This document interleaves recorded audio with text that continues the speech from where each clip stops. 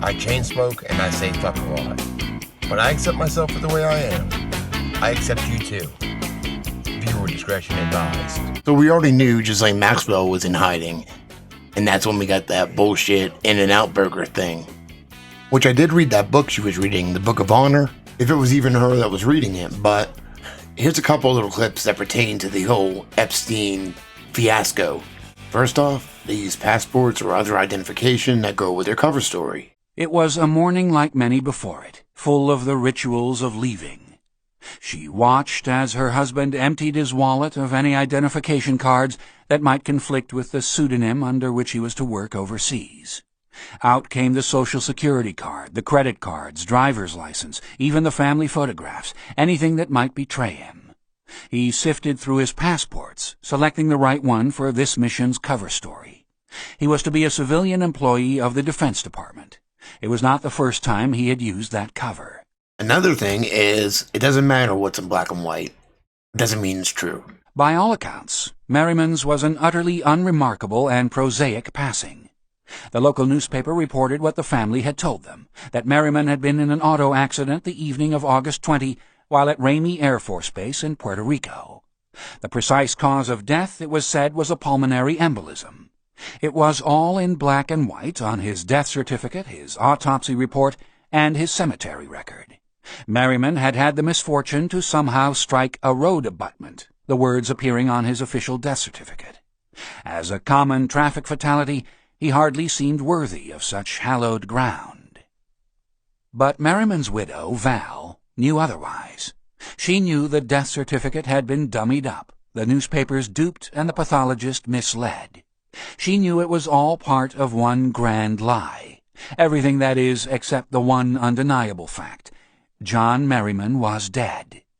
Still, she was determined to be a good CIA wife to the very end, to cling to the cover story and not ask questions. And last of all, with the agency, we don't know what's possible. We don't know who's dead, who's had their ID changed and shipped somewhere else. We don't know. Not long after the crash, Clarence and Sister Velma went to pack up King's belongings at his Northern Virginia home. It was clear to them that the CIA had already been through the house, making sure nothing sensitive was left behind. It was an eerie feeling, as if everything had been set up by the agency. It was all too perfect. King's bed was still turned down just as it had been when he got up the morning of the flight. His sandals were by the bed as if awaiting him still. In an effort to identify his assets, the family called King's stockbroker. The moment the broker learned it was with reference to Burl King, she told them to call from another phone, that King's phone was bugged. Members of King's family are still not completely convinced that Burl was even aboard the ill-fated aircraft. His sister Velma believes that with the agency anything is possible, and knowing her brother's devout sense of duty, she does not put it past him to disappear at the CIA's request and to continue a life of covert operations under a pseudonym. As far as Ghislaine Maxwell goes, she's probably hiding in a sea lab or an underground or underwater city, if you will, that we wouldn't even know about. She knows how wildly unlikely all this sounds, but no more so than much of her brother's life in the shadows. There will always be a tiny bit of doubt in my mind, she says, 20 years after the crash. I have become so jaded about our government since all this happened. I have become very skeptical. They tell you what they want you to know, whether there's a grain of truth or not. A lot of times they don't tell you everything. And now, Jean-Luc Brunel has disappeared from Jezebel, the sex trafficking model scout, August 4, 2010. Epstein, for the record, bought a 14-year-old Yugoslavian named Natalia Marcinkova from her parents in order to keep Marcinkova as his sex slave. Paid a retinue of women to trawl Palm Beach for teenagers economically desperate enough to agree to give Epstein massages. That often led to sexual conduct, receiving 2 12-year-old French girls as a birthday present. Now they're saying it was 3 12-year-old French girls from Jean-Luc Brunel, but they knew about this in 2010? Perhaps most disturbing, in terms of possible sex trafficking, was Epstein's relationship with Jean-Luc Brunel, owner of the MC² modeling agency. According to a complaint filed in the U.S. District Court for the Southern District of Florida, an alleged victim said that Epstein, Maxwell, Brunel, house manager Alfredo Rodriguez, and Marcinkova deliberately engaged in a pattern of racketeering that involved luring minor children through MC², mostly girls under the age of 17, to engage in sexual play for money. The FBI investigated Epstein and ID'd around 40 underage victims. Well, unfortunately, it was a lot more than that. And the FBI is also investigating MC² and Brunel for possibly engaging in child sex trafficking. The FBI was investigating Brunel and MC² 9 years ago? Whatever happened with that? Every week, dozens of young American girls walk off airplanes in Paris and Milan, certain that their faces will be the next to beam from the covers of the fashion magazines. They are girls as young as 15 and 16, recruited by talent scouts or sent by their local modeling agencies, because Europe has more fashion houses and magazines, and it's easier to get that first big break there than in New York. The girls are told that they'll have a modeling agency in Europe, which will get them work and be their home away from home. Civil complaints allege that young girls from South America, Europe, and the former Soviet republics, few of whom speak English, were recruited for Epstein's sexual pleasure. According to a former bookkeeper, a number of the girls worked for MC², the modeling agency owned by Jean-Luc Brunel. Brunel, along with numerous young models, was a frequent passenger on Epstein's private jet, according to Flight Manifest. The agency owner also allegedly received $1 million from Epstein in 2005 when he founded MC² with his partner, Jeffrey Fuller, although Fuller and Brunel denied any such payment. But it was confirmed from a former bookkeeper at the agency. Whether the money was a secret investment in MC² or payment for Brunel's services is unknown. Brunel also visited Epstein in jail. What the parents are told by those local modeling agencies and talent scouts is that their daughters have been signed up with European modeling agencies which will take care of everything and become the girls' family abroad. How many girls are on option for this? So it's something of a shock when the girls discover that a lot of those agencies routinely take as much as 3/4 of the girls' salary. For instance, charging fees on the photographs the girls need for promotion, and ostensibly deducting taxes and Social Security, even though most of the girls are working illegally without work permits. The modeling agencies also own apartments all around Paris, which they rent out to the new girls who come to town. Several girls to an apartment, and each girl paying a lot of rent. I lived in an apartment that was by no means nice. There was 4 girls living there at the time. We did have our own rooms, but the rooms were like the size of boxes. Courtney Powell is from Stoneboro, Pennsylvania. And how much was the rent? $900 a month. And you probably... $900 a month? $900 a month. That was when the franc was low, and we were each paying that. Oh, hi. Hi. Eileen Ford runs the Ford Modeling Agency in New York, one of the largest agencies in the world.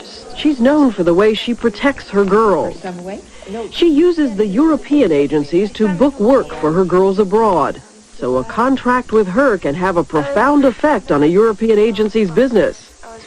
We met her at the Ritz Hotel in Paris, where she was looking for new faces. We asked her about the girls' complaints that their rent is way overpriced. I've heard that, and I know that it's true. It is true that they're overcharged for these apartments? Yeah, they're overcharged in New York, too. By the agencies? Sure.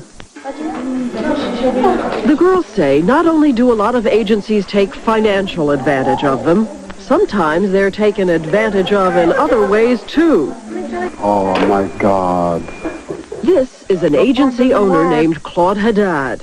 For years, his Paris agency Mademoiselle Prestige welcomed teenage American girls. Like other agency heads, Haddad offered many of the new girls help with the transition, temporary housing, a room in his apartment. Nice body, huh? Do you sometimes feel you've awakened in a candy store? Not in a flower shop. I'm a gardener. They're not candy, they are flowers. And there Just smell them, that's it. You smell the perfume. And when they're staying in your apartment, Yes. you don't feel a temptation to Absolutely walk not. in on No, them? absolutely not. Not at all. Not at all. But Lorraine was 16 when Claude Haddad discovered her in a Paris street and brought her to his agency and to his house. He asked me to come to his room, and I wouldn't go to his room, so he had decided to get into bed with me in my room. And just trying to kiss you, trying to block you, you know, in a corner or against a wall or anything. And you would just keep talking and trying to squiggle out of it, you know. How many of the girls who came in told you that he had tried this sort of thing with them? All the girls I lived with had all except one. How many teenage models, Mr. Haddad, have you slept with? What do you mean by teenage? The young girls, 16 to 19. 16, almost never. Let me read you some letters. Yeah. These are letters. I have a lot of letters too. He walked in on me while I was in the bath, while I was changing in the room, and even did things like jumping in the bed with me while I was trying to sleep. Is it true? I'm asking. No, most of this, it's always, you know, when people say something, it's always a little truth. What's the little truth in this? Yes, a little truth. What do you mean little truth? What is the little truth? That I hug them, that I try to flirt with them, but never more. They can say what they want. Here's some of the words they used. Sexually disturbed. Pervert. You had to sleep with him to work. He almost raped me. I cannot. What do you say? How many almost raped me? You always use almost raped me. I'm quoting. Yeah. But in this case, it was a 15-year-old girl. Can I? Oh, I wish 15 years old? I don't remember. Maybe it's possible. I don't know. Then Claude Haddad went on to say, what happens with the girls is not really his fault. When a French girl starts to play with her body, she knows that she can have problem. She can start to have problem with men. And in America, I found out that when a girl does that, it's just, she doesn't even mean it. It's a game, but she's not thinking of what she's doing. It took me a long time to realize this. Do you work with Claude Haddad? No, sir. No, ma'am. Sir. Wouldn't send your girls to him. No, ma'am. He knows why. Why? Because I don't think he behaved properly with some of them. I know he didn't. What did he do? No, and I know what he did. I have letters from girls telling me what he did. To me, it's just so reprehensible. Just so appalling that some old sleazebag would come along and touch a girl. But one man Eileen Ford does associate with in Paris is this man, the head of Karen Models, one of the largest and most prestigious agencies in the country. His name is Jean-Luc Brunel. The girls told us Brunel is very careful about the models who are under the protection of Eileen Ford. But Courtney and Sherry, who are not Ford models, told us about the dinners he invites his other girls to attend with his male friends. It's a meat market. You are there for the purpose of somebody wanting to take you home to bed. He is acting as a matchmaker. He's got the agency. He's got the girls. His friends say, oh, Jean-Luc, I'd like to meet some girls, or we're having a party tonight. Can you bring some girls? And what happens if you say no? You don't work. Now, you've actually known, be very careful on this, you actually have known that he has made someone pay a professional penalty for saying no. I know. I paid a penalty for saying no. No. I was personally proposed to by himself, Jean-Luc, and I said, no way. I laughed in his face, and I had no more appointments, and I never worked. Jean-Luc is considered a danger, says Jerome Bonnevier. Owning Karen's was a dream for a playboy. His problem is that he knows exactly what girls in trouble are looking for. He's always been on the edge of the system. John Casablancas gets with girls the healthy way. Girls would be with him if he was a butcher. They're with Jean-Luc because he's the boss. Jean-Luc likes drugs and silent rape. It excites him. I really despise Jean-Luc as a human being for the way he's cheapened the business, says John Casablancas. There is no justice. This is a guy who should be behind bars. From what I can see about this John Casablancas guy, he was a real piece of shit too. She was 16 and I was 42. I was heading into trouble. The sordid side of the fashion business. We were doing lots of parties. Models would be dancing on the tables. I was becoming a caricature. That's the name of the game, remember? A lot of these bigwigs at the agencies literally have a scale where in this hand they have your career and in this hand they have what they want. And your career can go up if they get what they want. If they don't get it, your career goes down. Many girls ever come to you and tell you that Jean-Luc invites them to parties where he has male friends, and it's clear what the arrangement is when you get there, and that you are expected to be the friend of his male friends. I don't believe that. I mean, I believe they said it. But you don't believe it's true? I find it hard to believe it's true. We've been told I have heard, oh, I'm sure you have. If you wouldn't be asking me if you weren't told that was true. But I like to think that our girls are not treated that way. And I like to think that were that true, I would know it because I've broken off more than one association here in my life. And you'd break it off immediately yes, if it were true. I would.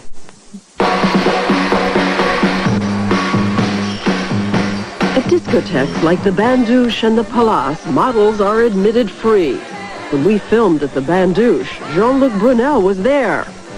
A number of models told us he has used cocaine heavily and offered it to the girls, along with help in their careers. Many of the girls who spoke with us said openly that they had been regular cocaine users. But some warned that there were things that went beyond cocaine. This one asked to be photographed in shadow.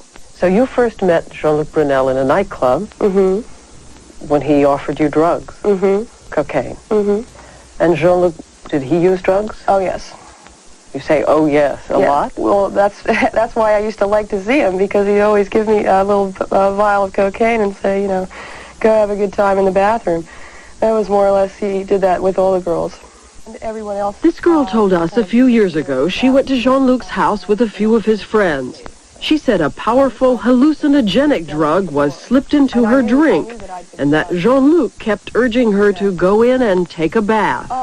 I started hallucinating, and at first, you know, I was very confusing because it was very scary, because if you don't know that you've been drugged and all of a sudden you start hallucinating, that's very scary.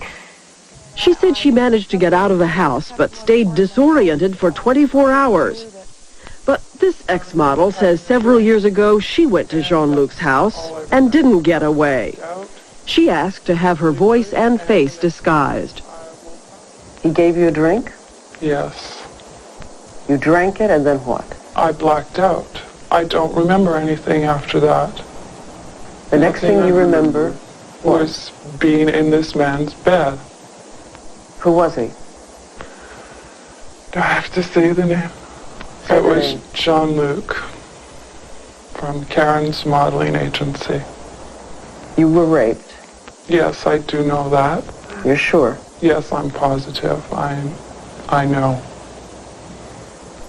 You think everybody knows this about Jean-Luc Brunel? Oh, yes. A lot of people know that. A lot of people. They continue to deal with him. Everyone continues to deal with it. I don't know why. We played a tape of the second girl's story of drugs and rape to Eileen Ford. I don't know what to tell you. That's horrible. And this is the first time you've ever heard one of these stories? Absolutely. Because we have talked to 5 other girls who say that they have had drugs put in their drinks by Jean-Luc or Jean-Luc's friends. I hope you're wrong. And for his sake, I hope you're wrong. Eileen Ford says she's sure Jean-Luc has used drugs, and she even warned him about it. I have certainly asked him never to have drugs around in front of my models. That's all you've ever said to him? Well, that's a pretty fair warning. But were you ever told about this and ever raised it with him? The drugs? You mean being doped up and put to bed? Getting girls drugged up and into bed with him or his friends? No. Have girls ever come back and complained to you that he took them to parties with people who dealt in drugs? No. There was this little group, Jean-Luc, Patrick Gilles, and Varsano. They were very well known in Paris for roaming the clubs. They would invite girls and put drugs in their drinks. Everybody knew they were creeps. You know what? Jean-Luc wasn't the only one calling and leaving Epstein messages that was accused of drugging and raping girls. There's also a well-known magician accused of the same thing, and he owns private islands. David Copperfield. Jean-Luc Brunel declined to give us an interview, but Eileen Ford has since told us that Brunel denied to her the allegations against him. Despite that, however, she told us that she has notified Brunel that she will not send him any new models unless this matter is all cleared up. Fucking stoned. I got motherfucking spaceship. Oh.